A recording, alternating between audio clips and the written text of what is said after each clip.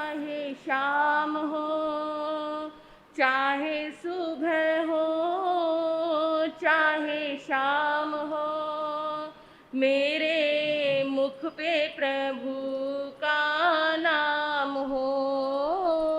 चाहे सुबह हो, चाहे शाम हो, मेरे मुख पे प्रभु का नाम प्रभु का है अति प्यारा। मन मंदिर में करे उजियारा। नाम प्रभु का है अति प्यारा। मन मंदिर में करे उजियारा। भव जल से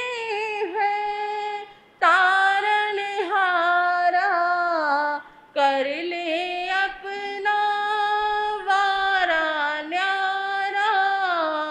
वारा न्यारा चाहे सुबह हो, चाहे शाम हो, मेरे मुख पे प्रभु का नाम हो। चाहे सुबह हो, चाहे शाम हो, मेरे मुख पे प्रभु का नाम हो। दुनिया है एक रैन बसेरा, क्यों करता है मेरा मेरा।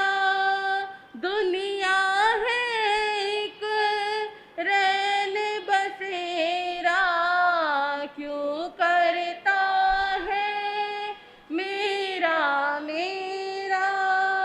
पगले जग में कौन है तेरा। मोह माया ने तुझको घेरा, तुझको घेरा। चाहे सुबह हो, चाहे शाम हो, मेरे मुख पे प्रभु का नाम हो। चाहे सुबह हो, चाहे शाम हो, मेरे मुख पे प्रभु का नाम हो। क्रोध मान को दूर हटा ले, मोह माया से पिंड छुड़ा ले। क्रोध मान को दूर हटा ले, मोह माया से पिंड छुड़ा ले।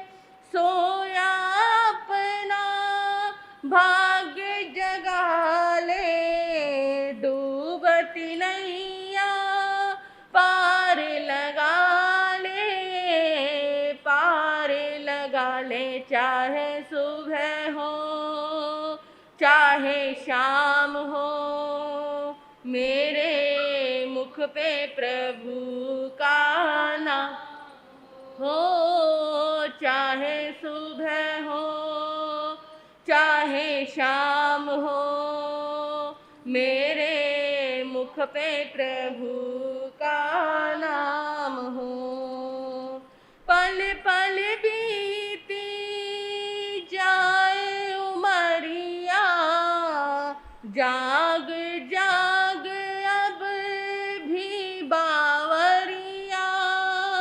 पल पल बीती जाए उमरिया, जाग जाग अब भी बावरिया। दूर बड़ी है तेरी नगरिया, फेंक दे सिर से पाप गठरिया, पाप गठरिया। चाहे सुबह हो, चाहे शाम हो, मेरे मुख पे प्रभु का नाम हो। चाहे सुबह, चाहे शाम हो, मेरे मुख पे प्रभु का नाम हो, चाहे सुबह हो चाहे शाम हो, मेरे मुख पे प्रभु का नाम हो।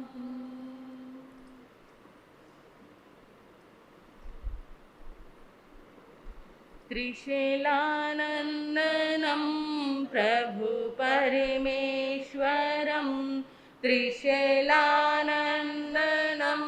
प्रभु परमेश्वरं, स्वीकारो प्रभु मेरा आमंत्रणं, स्वीकारो प्रभु मेरा आमंत्रणं, वीर अति वीर की धीर गंभीर की, वीर अति वीर की धीर गंभीर की, सन्मति वीर की जय हो महावीर की, सन्मति वीर की जय हो महावीर की, सन्मति वीर की जय हो महावीर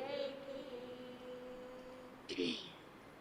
अनंत उपकारी शासनपति शर्मन भगवान महावीर स्वामी को अनंत अनंत वंदन करने के पश्चात परम पूज्य परम श्रद्धेय मेरी आस्थाओं के सुमेरु शिखर पूज्य गुरुदेव एवं मेरे जीवन के निर्माता श्री गुरनी जी महाराज के पवित्र पावन चरण कमलों में रहकर जो कुछ भी मैं अपनी अल्प बुद्धि द्वारा ग्रहण कर रही हूँ वह आपके समक्ष कहने का प्रयास करूँगी। उपस्थित धर्म प्रेमी श्रोतागण, आप सभी सुन रहे हैं आचार्य श्री सुधर्मा स्वामी के द्वारा भगवान महावीर स्वामी के उन उत्तम और अनंत गुणों को, जिन गुणों के कारण उन्होंने अपने जीवन में चरम लक्ष्य मोक्ष को प्राप्त किया। बंधुओं, विषय चल रहा है वीर स्तुति की 5वीं गाथा को लेकर। से सब दंसी अभिभूए नाणी, निराम गंधे धीमंथी अप्पा, अणुत्तरे सब जगंसी विजंग, गंथा अतीते अभय अनाऊ। बताया गया वह सर्वदर्शी थे, अभिभूए नाणी, उन्हें ऐसा ज्ञान प्राप्त था जो कभी भी अभिभूत ना हो, यानी समाप्त ना हो, खत्म ना हो, अनंत ज्ञान। निराम गंधे, विशुद्ध चारित्र, ऐसा चारित्र जो चारित्र कभी समाप्त नहीं होता। बंधुओं, कुछ बातें हमारे जीवन में होती है, कुछ गुण हमारे जीवन में होते हैं जो आते हैं, आने के बाद चले जाते हैं। जैसे 4-5 ज्ञान है, 5 में से जो 4 ज्ञान है वो कोई भी प्राप्त कर सकता है, वर्तमान काल में तो नहीं, लेकिन कोई भी साधना के द्वारा उन 4 ज्ञान को प्राप्त कर सकता है। लेकिन वो 4 ज्ञान आएंगे यदि उस समय हमने समता संभाव नहीं रखा और कहीं पर भी मिथ्यात्व का अंश मिल गया, वो ज्ञान गिर जाएंगे, यानी वो ज्ञान हमारे पास से चले जाएंगे। उसी प्रकार सम्यक दर्शन का होना बहुत जरूरी है। यदि सम्यक दर्शन में जरा सी भी कमी आ गई, मिथ्यात्व का अंश आ गया, वही हमारा सम्यक दर्शन भी विशुद्ध नहीं रहेगा। तीसरी बात, 5 चारित्र होते हैं। उन 5 चारित्र में जो प्रथम 4 चारित्र हैं, सामायिक, चतुष्पस्थापनीय चारित्र, परिहार, विशुद्धि चारित्र आदि, जो ये 4 चारित्र हैं, ये आते हैं, आकर ये गिर भी जाते हैं। लेकिन जो 5वां चारित्र है, यथाख्यात चारित्र, जो तीर्थंकर भगवान होते हैं, वो इस यथाख्यात चारित्र से संपन्न होते हैं, यानी जो आकर कभी जाता नहीं। निराम गंधे, ऐसे वो विशुद्ध, परम विशुद्ध चारित्र से संपन्न थे। बंधुओं, यहां वो क्या बताना चाहते हैं? सम्यक ज्ञान, सम्यक दर्शन और सम्यक चारित्र, ये त्रिरत्न है किसके? इस आत्मा के। जब आत्मा इन 3 रत्नों को ग्रहण कर लेती है तो वो मोक्ष में जाकर विराजमान हो जाती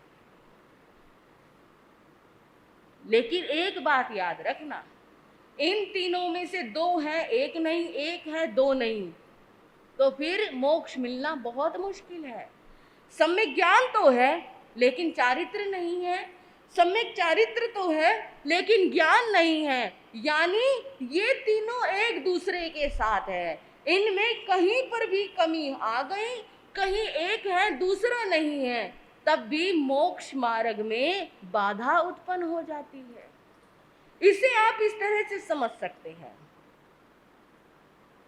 एक जंगल में एक अंधा व्यक्ति और एक पंगु व्यक्ति रहता था। एक को दिखाई नहीं देता था, एक के पास चलने के लिए टांगे नहीं थी और वो चल नहीं पाता था। उस जंगल में भयानक आग लग गई। जब आग लगी, अंधे के पास पैर तो थे लेकिन देखे कैसे, और उस पंगु व्यक्ति के पास आंख तो थी लेकिन चले कैसे। दोनों किस तरह से उस रास्ते को पार कर रहे थे, बड़ी समस्या आ रही थी, लेकिन दोनों दौड़ना चाहते थे, बचना चाहते थे, बचाव का कोई उपाय नहीं था। दोनों की समस्या एक थी, अंधे के पास आंख नहीं थी, पंगु के पास पैर नहीं थे। उन्हें बुद्धि आई, दोनों ने आपस में विचार किया, इस आग से बचकर भागना है तो एक उपाय हो सकता है। क्या उपाय हो सकता है भाई?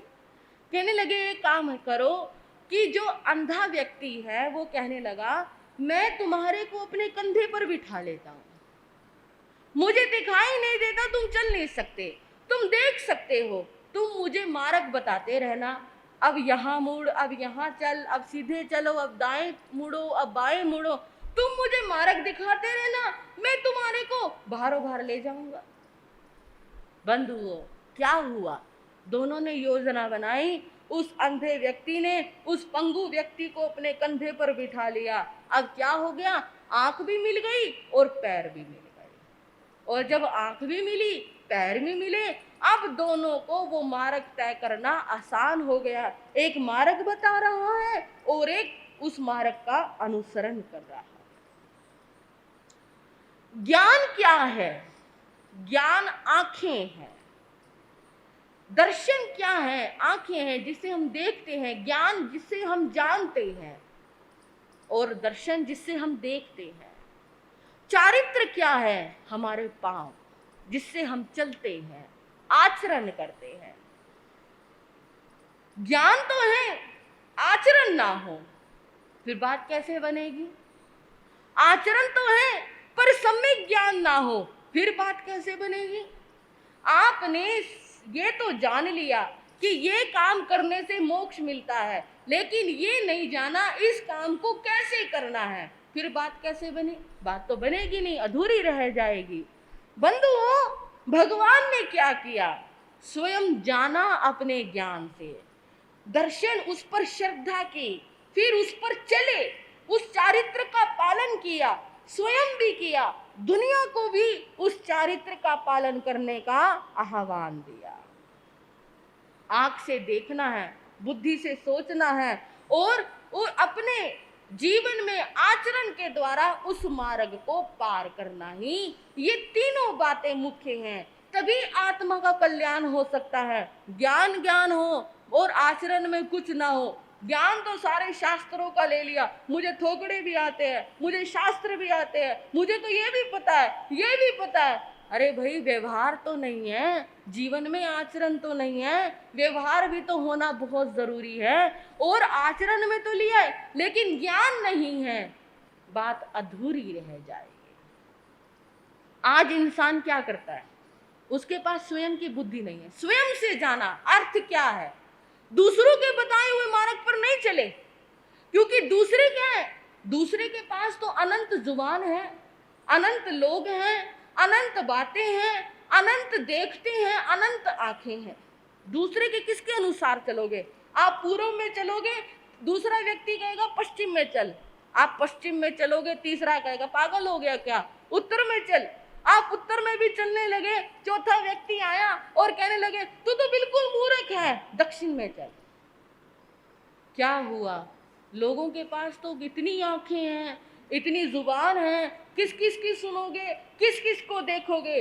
अर्थ क्या है? स्वयं से जानो, स्वयं से देखो, स्वयं से सही निर्णय लो। जो सही निर्णय स्वयं से होता है वो दूसरे से नहीं होता। बंधु, एक पिता पुत्र बाजार में गए और वहां से गधा खरीद कर लेकर आए।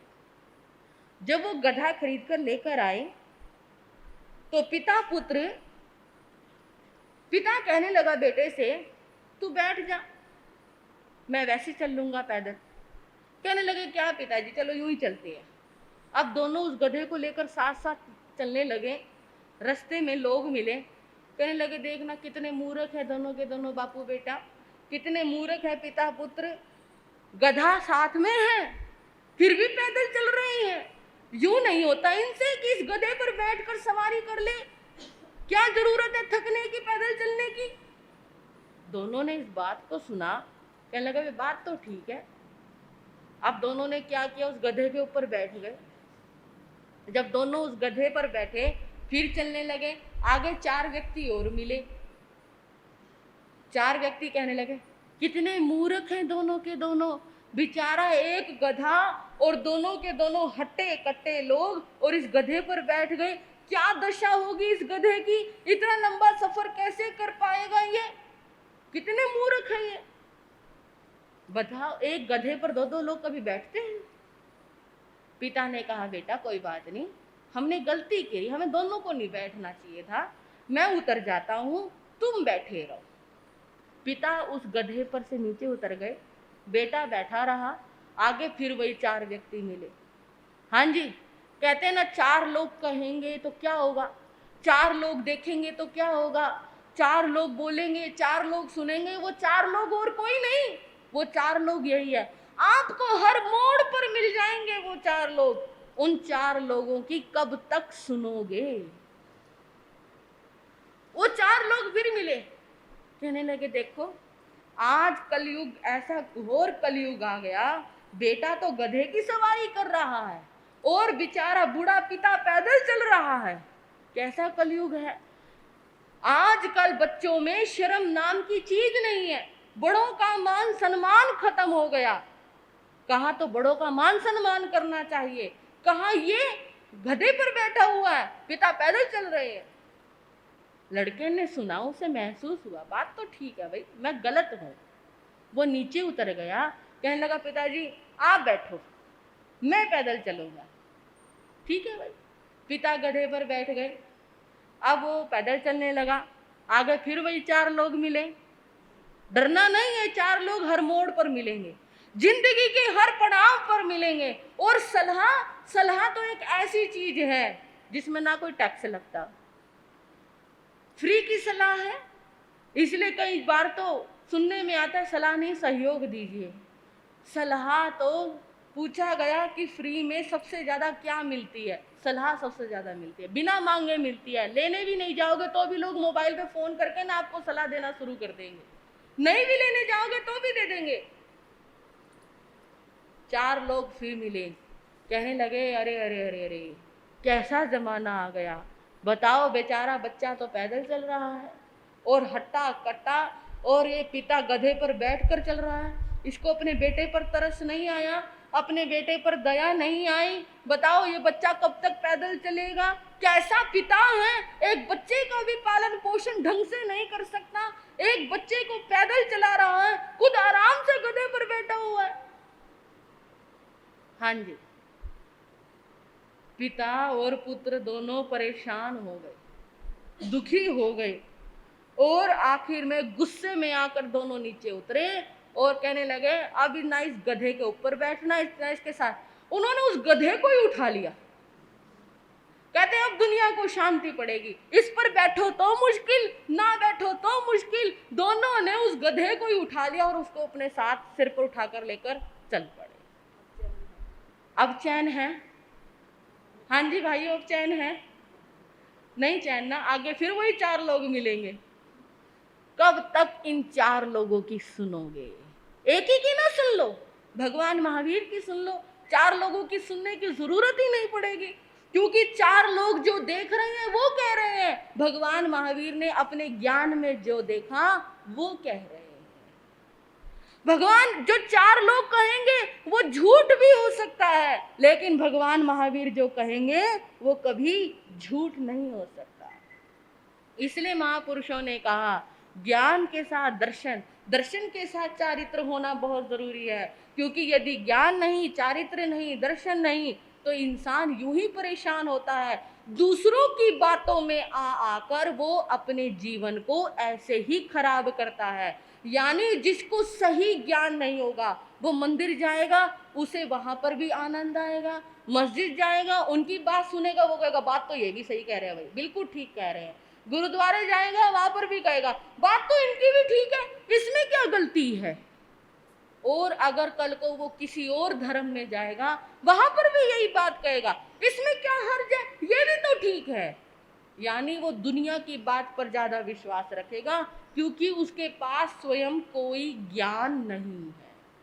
उसके बाद चाहे वो कितना भी चारित्र का पालन कर ले, कितना भी वो आचरण कर ले, कितना भी वो करुणा बरसा ले, दया कर ले, पुण्य कर ले, उसका सम्यक ज्ञान न होने के कारण वो किया हुआ पुण्य भी पाप में बदल जाता है, वो की हुई करुणा भी सही रास्ते पर नहीं लेकर आती।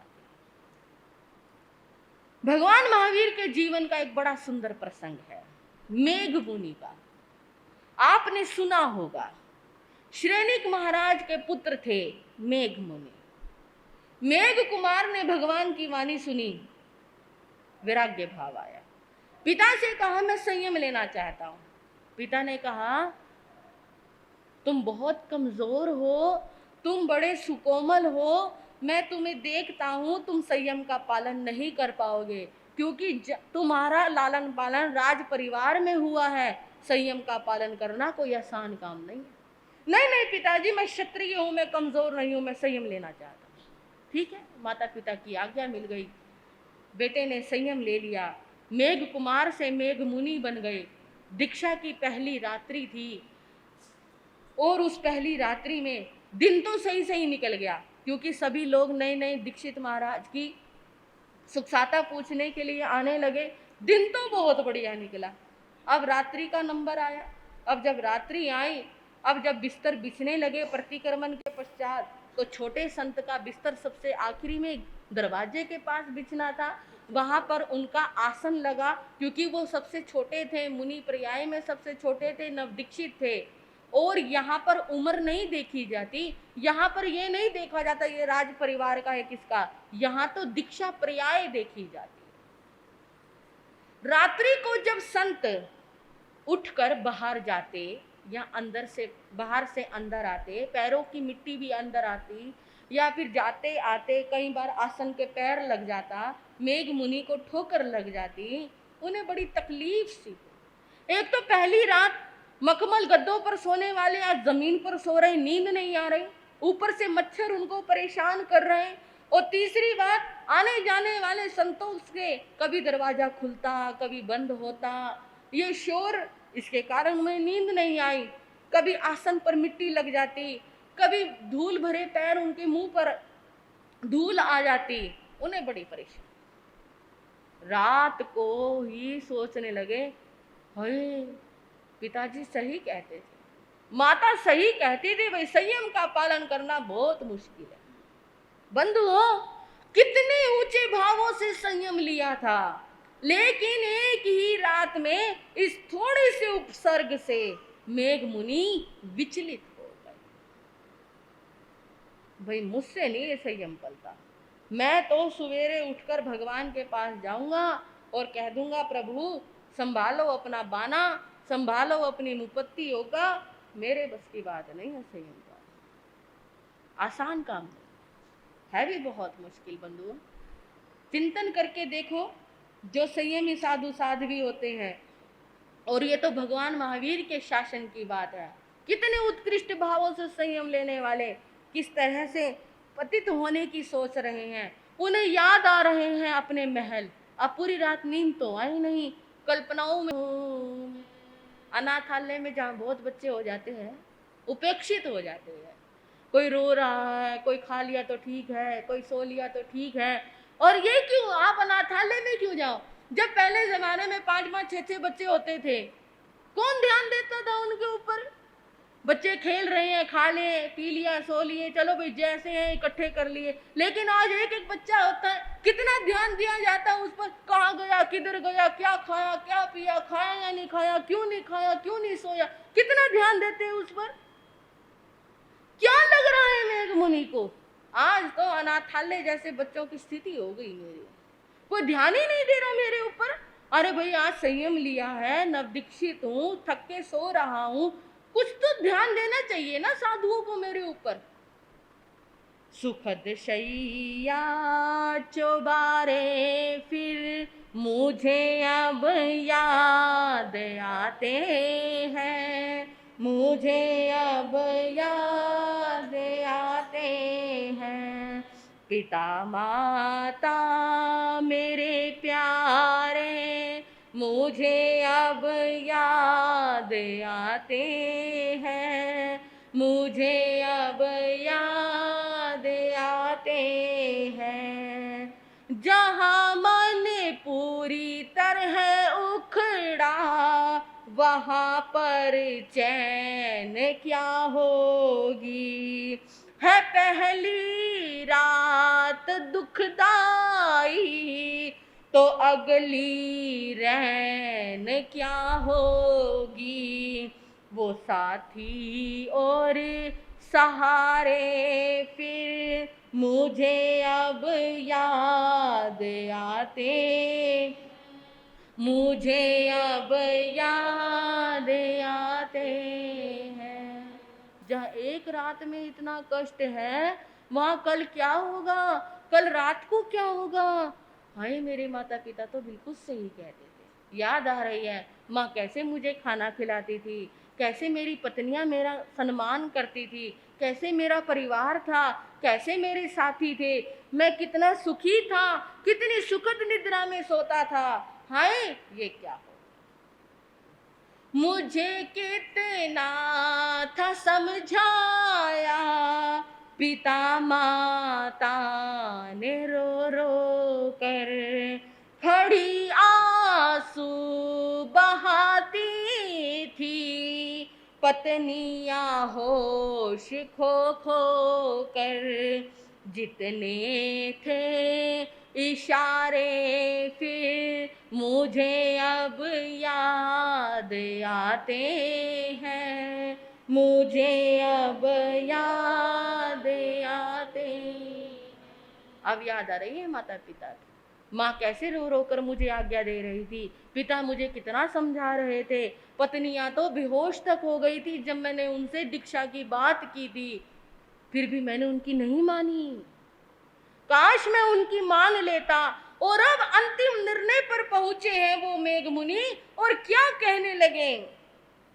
ये भिक्षुक वेश तज करके पुनः घर लौट जाऊंगा। ये भिक्षुक वेश तज करके पुनः घर लौट जाऊंगा। बनूंगा गद्दी का मैं मालिक, भरा साम्राज्य जे पाऊंगा वो खुशियों के नजारे फिर मुझे अब याद आते हैं, मुझे अब याद आते हैं। वो महलों के नजारे फिर मुझे अब याद आते हैं, मुझे अब याद आते हैं। क्या बताया मैंने आपको? आपने चारित्र तो ले लिया, लेकिन उसके विषय में पूर्ण ज्ञान नहीं है, तो संयम का पालन कर पाओगे क्या? नहीं कर पाओगे। संयम में आने वाली प्रत्येक कठिनाई आपका सामना आप नहीं कर पाओगे, प्रत्येक परिचय का सामना आप नहीं कर पाओगे, क्योंकि उसके विषय में भी आपको सम्यक ज्ञान होना बहुत जरूरी है। जो बच्चे भावुकता में आकर या राग भाव में आकर साधु संतों से जुड़ाव के कारण पहले संयम ले लेते हैं, बाद में संयम पालना उन बच्चों के लिए बड़ा कठिन हो जाता है। किसी भी राह पर कदम बढ़ाने से पहले ज्ञान का होना बहुत जरूरी है। आपने फैक्ट्री लगाई और फैक्ट्री तो लगा ली, बड़ी बड़ी मशीनें मंगा ली, लेबर भी बुला ली और इतना बड़ा आपने विशाल फैक्ट्री को खड़ा करने का एक सपना देखा, सब कुछ हो गया, लेकिन मशीन को कैसे चलाना है, शुरुआत कैसे करनी है, कहाँ से डील करनी है, कहाँ सामान बेचना है, कहाँ से कच्चा माल मंगवाना है, ये तो ज्ञान आपने लिया ही नहीं। आपने करोड़ों रुपया तो खर्च कर दिया, लेकिन ज्ञान नहीं लिया, तो बताइए फैक्ट्री चल पाएगी क्या?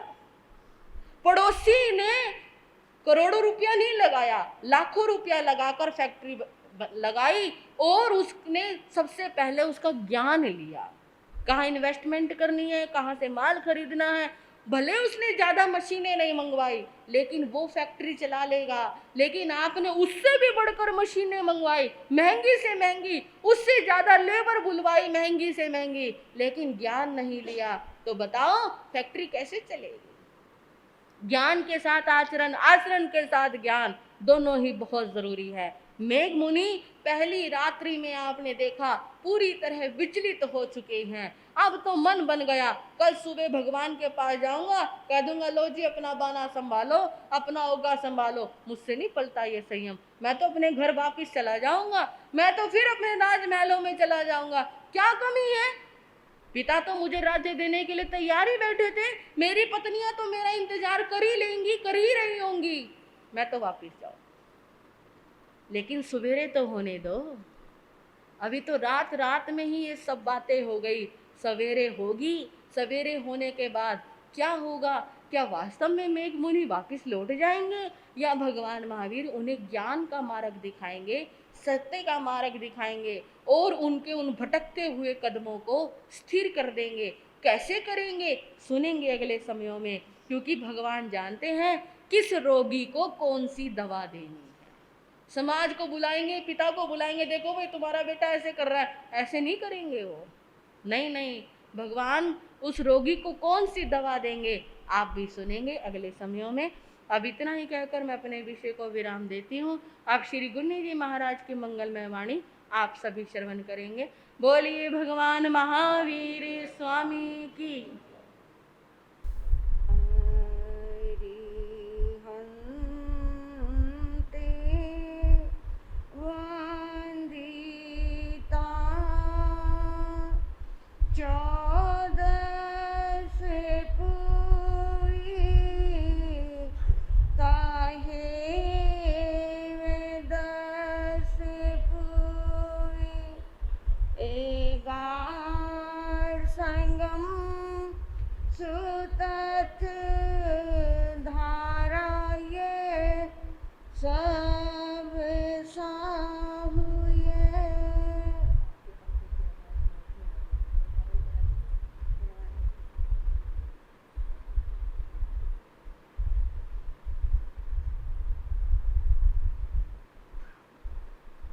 धर्मानुरागी सुश्रावकगण एवं शीलवती बहिनों, परम आराध्या, परम पूजनीय श्री गुरु जी महाराज के श्री चरणों में रहकर जो कुछ मैं ग्रहण कर रही हूँ आपके समक्ष कहने का प्रयास करूँ। अभी आप सुन रहे थे, किसी भी रास्ते पर चलो ज्ञान पूरा होना चाहिए, नहीं तो एक गलती आपके मार्ग को भटका देगी, आपकी यात्रा को कष्टपूर्ण बना देगी। लेकिन जिसने भगवान की वाणी को सम्यक प्रकार से सुना है, समझा है और अपनी यात्रा आरंभ करने का जिसने मन बना लिया है, बस वो मन बनाकर कायरों की तरह घर में सोते नहीं रहते। उन्होंने कमर को कसा है और ऐसे वो उत्तम श्रावक जिनका वर्णन आप सभी श्रवण कर रहे हैं, आचार्य भगवान श्री सुधर्मा स्वामी जी जम्बू स्वामी जी को बता रहे। आनंद श्रमणोपासक जिसने अपने ज्येष्ठ पुत्र को कार्यभार संभलाया, कार्यभार संभलाकर जिसने ज्ञात्री कुल पोषदशाला में अपना जीवन निर्वाह करने का संकल्प बनाया, चलते चलते अपने पारिवारिक जनों को इस बात का निर्देशन दिया है कि अब संसारिक किसी कार्य के लिए मुझसे ना परामर्श किया जाए, ना ऐसी कोई चर्चा मेरे पास बैठ के की जाए। अब मैं आत्मा के कल्याण में लीन होना चाहता हूँ। आपके घर में क्या बनता है, क्या नहीं बनता, ऐसा भोजन जो मेरे निमित्त आप बनाते हो, उस भोजन को भी मेरे पास लाने का प्रयास मत करना। अब मैं घरों में अपने लिए उचित जो मुझे ठीक लगेगा, मैं उस भोजन की गवेषणा करूंगा और अपना आत्म साधना करूंगा। ज्ञात्री कुल पोषदशाला में आनंद श्रमणोपासक आत्मा में लीन हो रहे हैं। ना केवल आंख बंद करके वो इस मार्ग पर चल रहे हैं, भगवान के द्वारा निर्देशित किए गए श्रमणोपासक के लिए 11 प्रतिमाओं का वो पालन कर रहे हैं। पालन करते करते उनका शरीर बहुत कृश हो गया, उनके हाथ पैरों में नसें ऊपर उभर उभर के आने लगी, शरीर का मांस सूखने लगा। और एक बार रात्रि में चिंतन करते करते मन में एक संकल्प पैदा हुआ, कितना अच्छा हो कि मैं भगवान के द्वारा बताए गए धर्म दर्शन का, उत्तम मार्ग का मैं पालन करूं। अभी तो मैं पराक्रम कर सकता हूं, अभी मेरे में धृति है, अभी मेरा बल वीर्य ठीक है, और मुझे अंतिम समय में अब संलेखना संथारा की आराधना करनी चाहिए। लेकिन मैं इतना असक्त हूँ कि भगवान के चरणों में जाकर संलेखना संथारा नहीं कर पाऊंगा। मुझे यहीं रहकर भगवान को नमस्कार करके संलेखना संथारा ग्रहण करना चाहिए। बंधुओं, श्रमणोपासक आनंद जी ने भगवान को वंदन नमन करके संलेखना संथारा ग्रहण कर लिया। पूरे कोलाक सन्निवेश में पास के वाणिज्य ग्राम में अब इस बात की चर्चा होने लगी कि आनंद जी ने, आनंद काठापति जी ने, हमारे निर्देशक ने जो समय समय पर हमें कुशल मंत्रणा देते थे, कुशल सलाह देते थे, हमारे को मार्ग बताया करते थे, अब उन्होंने अंतिम समय संलेखना संथारा कर लिया।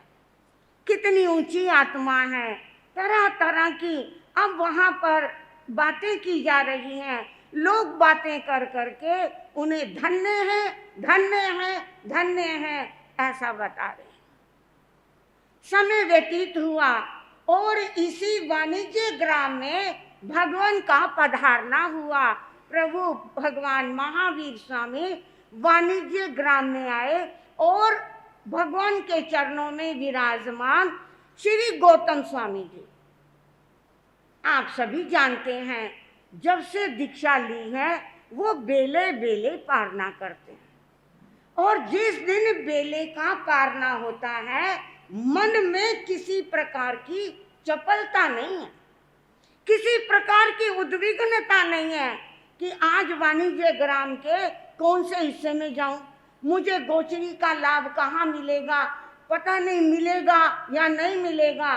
उन्होंने पहले स्वाध्याय किया, फिर उसके बाद ध्यान किया, भगवान के चरणों में उपस्थित हुए, भगवान से करबद्ध विनय पूर्वक प्रार्थना कर रहे हैं, भगवान अगर आपकी आज्ञा हो तो मैं वाणिज्य ग्राम में घरों में जाकर अपने लिए ऐशनिक आहार की गवेषणा करने जाऊं। आहो सुहम देवानुप्रिय, भगवान ने आज्ञा दी और गौतम स्वामी जी वाणिज्य ग्राम के दो राहों चौराहों से जब गुजर रहे थे तो उनको सुनाई दिया कि यहाँ कोलाक सन्निवेश के ज्ञात्री कुल पौषधशाला में आनंद श्रमणोपासक ने संलेखना संथारा ग्रहण किया हो। बड़े उत्तम भाव आए, मैं चलूं, श्रावक को दर्शन देता चलूं, उनकी सुख साता ज्ञात करता चलूं, और ऐसा सोचकर अभी बिना गोचरी लिए श्री गौतम स्वामी जी ज्ञात्री कुल पोषकशाला में वहां पहुंचे। गुरुओं को यूं आया देखकर आनंद श्रवणोपासक हर्षित हुआ, तुष्टित हुआ और उन्होंने हाथ जोड़ लिए, अनुनय विनय की कि मैं असक्त हूं, मेरे में इतनी शक्ति सामर्थ्य नहीं कि मैं भगवान के चरणों में पहुंचकर उन्हें वंदना नमस्कार कर सकूं, लेकिन भंते अगर आप थोड़ा नजदीक आ जाएं तो मैं सविधि आपको वंदन कर पाऊंगा, मैं आपके चरणों का स्पर्श कर पाऊंगा। गौतम स्वामी जी 2 कदम आगे आए और श्रवणोपासक ने सविधि वंदना की। चाहते तो अपने शैया संस्तारक पर बैठे बैठे कह सकते थे, मथेन वंदामी सुख साता है आपको, आपने दर्शन देने का बड़ा कष्ट किया, मेरे भाग्य बड़े ऊंचे थे, आपने मुझे दर्शन दिया। लेकिन श्रावक का पहला कर्तव्य है, जब भी वो गुरुओं को देखे सविधि सविनय वो विधि पूर्वक गुरुओं को वंदन नमन करे। वंदन नमन करने से बंधुओं हमारा जो कर्म हुआ करता है, अशुभ कर्म हुआ करता है, उस नीच गोत्र कर्म का क्षय होता है, हमारे को उच्च गोत्र का बंधन प्राप्त होता है। लेकिन आज वंदन करते हुए हम लोगों में बहुत आलस आता है, बहुत प्रमाद आता है, जो काम खड़े खड़े हो जाए, चलते चलते हो जाए, बस वैसे कर लो। कौन 3 बार उठ बैठकर वंदना करे? और फिर महाराज आपको तो पता ही है, क्या क्या पता है, इतने धीरे बोल रहे हो, आत्म चैनल पे भी तो पता चलना चाहिए कि भी वंदना खड़े खड़े क्यों करनी चाहिए, सविधि वंदना क्यों नहीं करनी चाहिए। महाराज जी आज किसी की कमर में जान है, महाराज जी गोडे दुखते हैं, झुका नहीं जाता। और प्रभु महावीर कहते हैं अगर ये कमर ये गर्दन झुक गई तो हमारे शरीर के सारे रोग समाप्त हो जाएंगे। ये विधि पूर्वक वंदना करना किसी जिम खाने में जाकर एक्सरसाइज करने से ज्यादा उत्तम। जिम में की हुई एक्सरसाइज से आपकी कर्म निर्जरा नहीं होगी, लेकिन अगर गुरुओं के चरणों में उठ बैठकर विधि पूर्वक सविनय वंदना करोगे तो कर्म खपेंगे। शरमणोपासक जी ने वहां विराजमान श्री इंद्रभूति गौतम स्वामी से एक प्रश्न किया, भगवान क्या किसी श्रावक को अवधि ज्ञान हो सकता है? हाँ, हो सकता है।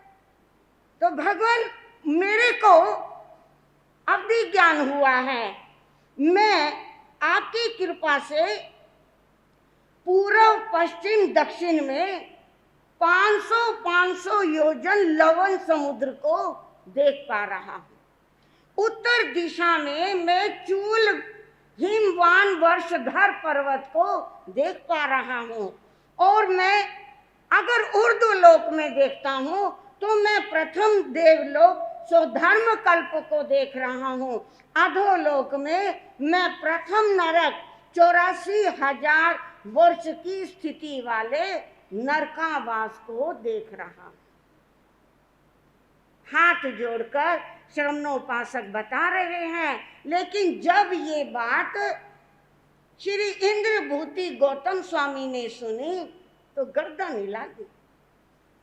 कहने लगे, देखो श्रावक जी, श्रावक को अवधि ज्ञान तो हो सकता है, लेकिन श्रावक को इतना उत्तम ज्ञान, इतना उत्कृष्ट ज्ञान श्रावक को नहीं हो सकता। आप जो बोल रहे हो वो मिथ्या भाषण है, आपको आलोचना करनी चाहिए, आपको प्रायश्चित करना चाहिए। लेकिन जिसको ज्ञान हुआ है वो उस बात को कैसे झुठला दे? आनंद श्रवणोपासक कहने लगे, भंते क्या जिन शासन में सत्य तथ्य यथार्थ सद्भूत भाव का क्या आलोचना की जाती है? मैं जो सत्य बात है मैं उसकी आलोचना नहीं करूंगा, अपितु आप जो मुझे कह रहे हैं आपका मिथ्या स्थान है, आपको आलोचना करनी चाहिए। चाहते तो श्रवणोपासक उनकी बात को सुनकर कह सकते थे कि अरे 14 पूर्व के धारी, 4 ज्ञान के धारी, बेले बेले तपस्या करने वाले भगवान के ज्येष्ठ शिष्य, क्या ये मुझे गलत बात कहेंगे? ठीक है महाराज, जैसे आप कह रहे हो ऐसा ही होगा। नहीं, आनंद श्रवणोपासक ने कहा, मैं सत्य बोल रहा हूँ, मैं असत्य भाषण नहीं कर रहा। आपका भाषण, आपका वचन मिथ्या है, आपका वचन झूठा है, आपको आलोचना करनी चाहिए। ये बात सुनकर श्री गौतम स्वामी भगवान के चरणों में पहुंचे। भगवान के चरणों में जाकर जो उन्होंने गोचरी पत्थर पानी ग्रहण किया था भगवान के चरणों में रखा, बताया और अपनी शंका का समाधान करने लगे। भगवान, क्या किसी श्रवणोपासक को इतना ज्ञान हो सकता है? मैं ऐसा अभी ज्ञात्री कुल पोषदशाला में रहे हुए आनंद श्रवणोपासक को दर्शन दे के आ रहा हूँ, और उनका कहना है मुझे उत्तर दक्षिण पश्चिम में मुझे इतना ज्ञान हुआ है, उत्तर में मुझे इतना ज्ञान हुआ है, ऊर्ध्वलोक और मैं अधोलोक में इतना इतना ज्ञान देख रहा हूँ, मुझे अब भी ज्ञान हुआ। क्या भगवान ये संभव है? भगवान ने फरमाया, गौतम, जो श्रवणोपासक आनंद का वचन है वो सत्य है, उन्हें इतना अवधि ज्ञान हुआ है। जो तुमने उनको कहा कि इतना ज्ञान श्रवणोपासक को नहीं हो सकता, तुम्हारा वचन मिथ्या है। तुम्हें श्रावक के पास जाकर अभी कीमत खामना करनी चाहिए, तुम्हें अपनी वचनों की आलोचना करनी चाहिए। बंधुओं, आगम में वर्णन आता है, इंद्रभूति गौतम ने बेले बेले तपस्या का पहले पारना नहीं किया। पहले शमनोपासक आनंद गाथापति के पास गए और अपने वचनों की आलोचना की, प्रायश्चित किया और आने के बाद अपना प्रायश्चित लिया। और भगवान फरमाते हैं, कोई छोटा हो या बड़ा हो, भूल 14 पूर्वधारी से भी हो सकती है। भूल को स्वीकार करना सम्यक्त्व की भूमिका सिद्धि की प्रथम सीढ़ी हुआ करती है। अगर गलती हो जाए तो क्षमा याचना करने में बिल्कुल भी लापरवाही नहीं करनी चाहिए। अगर कोई व्यक्ति गलती कर रहा है और गलती की क्षमा याचना करने के लिए आपके पास आया है, तो क्षमा प्रदान करने में भी थोड़ी देर की देरी नहीं करनी चाहिए। हमारा जैन आगम बताता है कि अगर गलती हो जाए तो पल भर की भी देरी नहीं करनी चाहिए। यहाँ तक कि इतना वर्णन आता है, थूक भी नहीं गिटकना, पहले क्षमा याचना करनी है, क्षमा याचना के बाद फिर कोई दूसरा कार्य करना है। श्री गौतम स्वामी जी ने भगवान के चरणों में जब समाधान पाया तो श्रावक से भी क्षमा याचना करने में उन्होंने अपना छोटापन नहीं समझा। भगवान के चरणों में आए, उन्होंने पारना किया और पारना करने के बाद बंधुओं, आनंद शमनोपासक ने 1 मास की संलेखना संथारा पूर्ण करते हुए उन्होंने भगवान के वचनों के अनुसार प्रायश्चित प्रतिक्रमण करते हुए प्रथम देवलोक में 4 पल्योपम की स्थिति को प्राप्त किया। भगवान के चरणों में विराजमान श्री इंद्रभूति गौतम स्वामी ने प्रश्न किया, भगवान, ये आनंद शरणोपासक जो थे, जिन्होंने संलेखना संथारा आलोचना प्रतिक्रमण के साथ अपनी आयुष्य को पूर्ण किया, प्रथम देवलोक प्राप्त किया, वो वहां से अब उनकी भव स्थिति पूर्ण होगी तो वे कहाँ जाएंगे? भगवान ने फरमाया कि वो आनंद शरणोपासक जिन्होंने 4 पल्योपम की भाव स्थिति प्रथम देवलोक में प्राप्त की है, वो अपना देवलोकों का आयुष्य पूर्ण करके महाविदेह क्षेत्र में जन्मेंगे।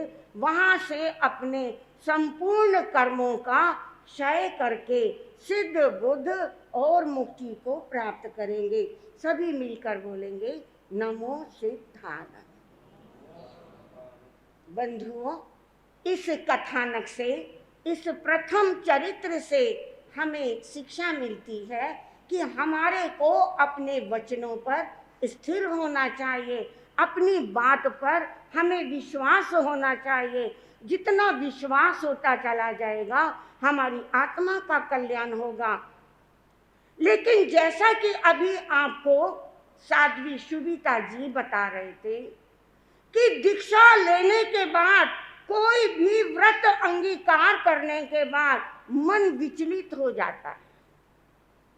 ये मन विचलित तब होता है जब हमारा जो संपर्क है, जो हमारा संसर्ग है, अगर गलत व्यक्तियों का है और हमारे मन की दशा अगर गलत चल रही है, तो हमारे को उन गलत व्यक्तियों के वचन सर्वोपरि लगेंगे।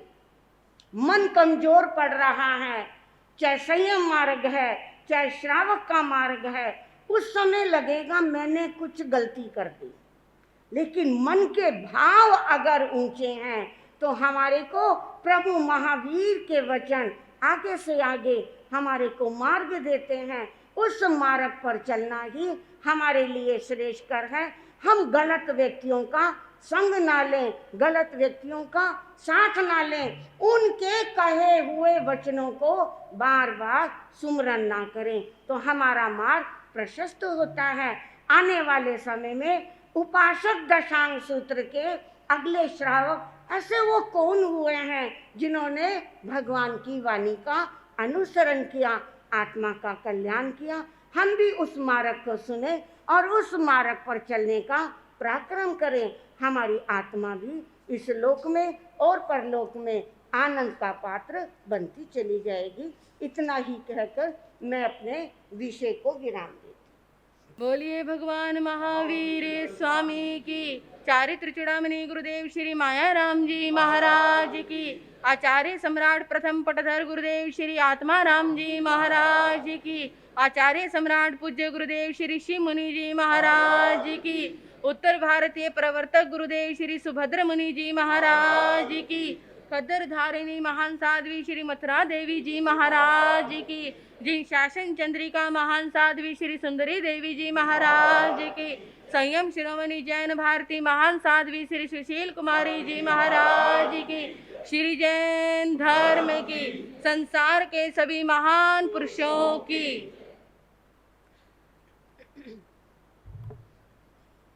चतारी मंगलम, अरिहंता मंगलम, सिद्धा मंगलम, साहू मंगलम, केवली पणतो धम्मो मंगलम। चतारी लोगुत्तमा, अरिहंता लोगुत्तमा, सिद्धा लोगुत्तमा, साहू लोगुत्तमा, केवली पणतो धम्मो लोगुत्तमा। चतारी शरणं प्रवज्जामि, अरिहंते शरणं प्रवज्जामि, सिद्धे शरणं प्रवज्जामि, साहू शरणं प्रवज्जामि, केवली पणतं धम्मं शरणं प्रवज्जामि। ये चार शरण दुख न जगत में और न शरण कोई होगा। जो भवे प्राणी करे आचरण उसका अजर अमर पद होगा। उसका सदा ही मंगल हो।